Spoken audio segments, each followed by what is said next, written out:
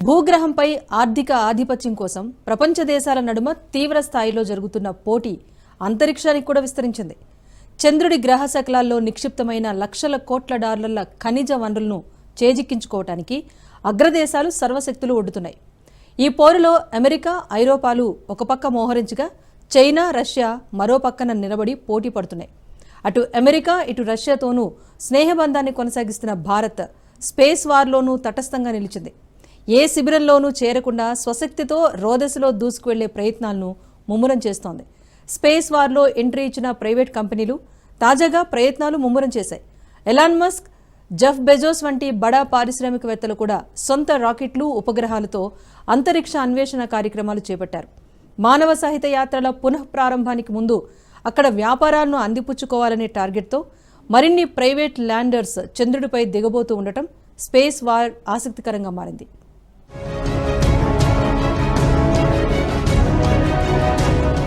అంతరిక్షంపై private కంపెనీల focus.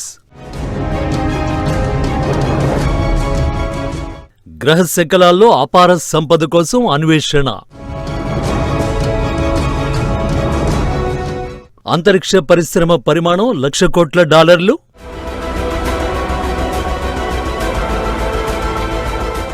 అవును, నిజం. ఊహాజనితం ఎంతమాత్రం కాదు.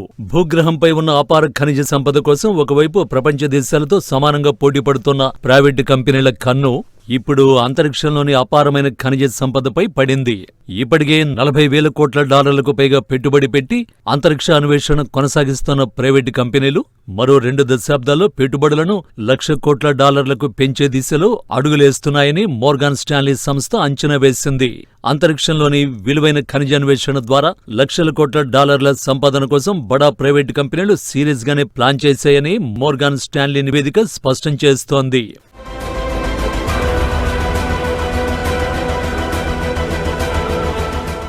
భూమిపై పోటీ పడిన విధంగానే అమెరికా, చైనా దేశాలు అంతరిక్షంలోనూ కాలు దువ్వుతున్నాయి.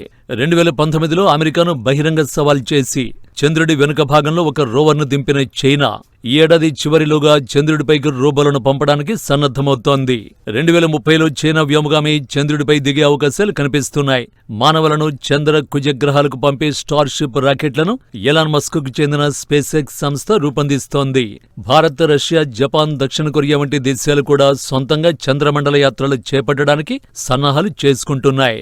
చంద్రుడిపై పుష్కలంగా ఉన్న హీలియం-3 ఐసోటోప్ను అణు విద్యుత్ కేంద్రాల్లో యురేనియానికి ప్రత్యామ్నాయంగా వాడే అవకాశం ఉంది. హీలియం-3 ప్రమాదకర రేడియో ధార్మికతను ప్రసరించదు. కేవలం 3 చెంచాల హీలియం, 3 ఐసోటోప్ 5,000 టన్నుల బొగ్గుతో సమానం. దాన్ని భూమిపైకి తీసుకురావడానికి చైనా, అమెరికా, ఐరోపా దేశాలు ప్రణాళికలు రూపొందించడంలో నిమగ్నమై ఉన్నాయి.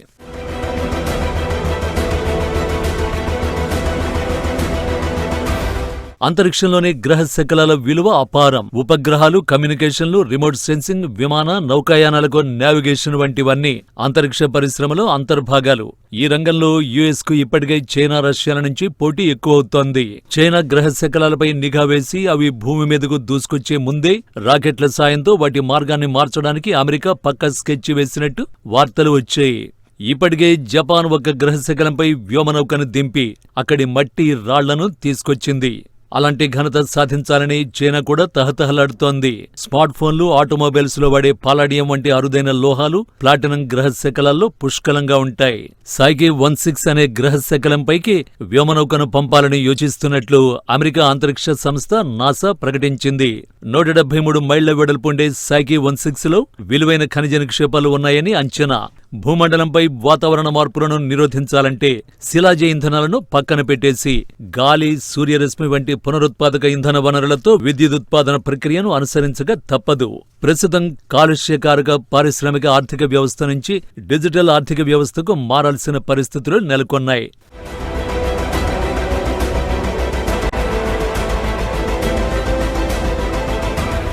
స్మార్ట్ ఫోన్లు, డేటా కేంద్రాలు, ఉపగ్రహాలు, సౌర ఘట్టాలు, పవన విద్యుత్ టర్బైన్లు, విద్యుత్ వాహనాల బ్యాటరీలు లేనిదే ఈ రూపాంతరీకరణ సాధ్యం కాదు. ఈ అధునాతన సాధనాల తయారీకి lithium, rhenium, antimony, neodymium, tantalum వంటి అరుదైన లోహాలే కీలకం. అలాంటి అరుదైన లోహాల కోసం China, Mongolia, Congo, Latin America, కజకిస్తాన్లలో సాగుతున్న తవ్వకాలు తీవ్ర పర్యావరణ విధ్వంసాన్ని కలిగించే ప్రమాదం ఉన్నట్లు ఆందోళనలు వ్యక్తమవుతున్నాయి. ప్రస్తుతం అరుదైన లోహాల మార్కెట్పై చైనా గుత్తాధిపత్యమే కొనసాగుతోంది. దీన్ని ఛేదించడానికి గ్రహ శకలాల నుంచి అరుదైన లోహాలను తవ్వి తెచ్చుకోవాలనే లక్ష్యంతో అమెరికా, ఐరోపా తీవ్రస్థాయిలో కృషి చేస్తున్నాయి.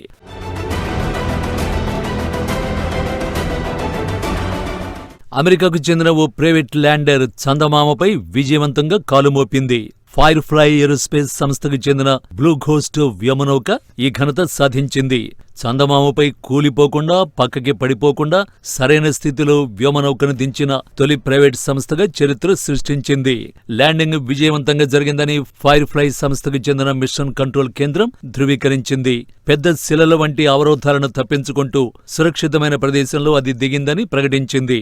ల్యాండింగ్ ప్రదేశంగా నిర్దేశించిన 100 మీటర్ల మ్యారిక్రిసియంలోనే వ్యోమనౌక దిగినట్లు ప్రాథమిక డేటా సూచిస్తోందని ఫైర్ఫ్లై అధికారులు వెల్లడించారు. అరగంట తర్వాత నుంచి అది ఫోటోలు పంపడం మొదలుపెట్టింది. ఇదే క్రమంలో టెక్సస్కి చెందిన ఇన్స్టిట్యూట్ మెషిన్స్ సంస్థ ప్రయోగించిన ల్యాండర్ కూడా గురువారం చంద్రుడిపై అడుగుపెట్టనుంది. దక్షిణ ధ్రువానికి 160 కిలోమీటర్ల దూరంలో దీన్ని దించేందుకు సైంటిస్టులు సన్నాహాలు చేస్తున్నారు.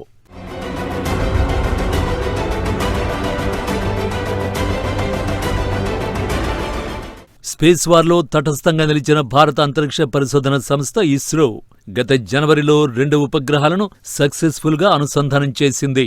స్పేడెక్స్ డాకింగ్ ప్రక్రియను పూర్తి చేసిన ఇస్రో ఇప్పుడు ఈ ప్రయోగాలను మళ్లీ చేసేందుకు రెడీ అవుతోంది. స్పేడెక్స్ ఉపగ్రహాలపై ప్రయోగాలు నిర్వహించడానికి మార్చి 15 నుంచి విండో అందుబాటులో ఉంటుందని ఇస్రో చీఫ్ వి నారాయణన్ వెల్లడించారు. ఆయా ఉపగ్రహాల్లో సరిపడా ఇంధనం ఉందని, త్వరలోనే పలు ప్రయోగాలు చేయబోతున్నామన్నారు. 2 నెలల తర్వాత 3వ దశ ప్రయోగాలు ఉంటాయని వివరించారు.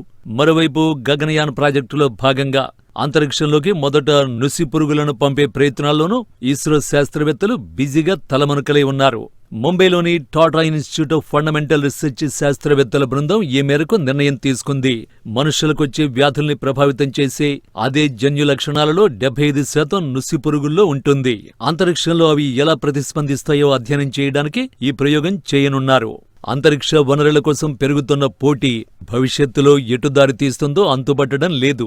పోనుపోను రోదస్సులో సైనిక పోటీగా రూపాంతరం చెందడం ఖాయమనే అనుమానాలు చెలరేగుతున్నాయి.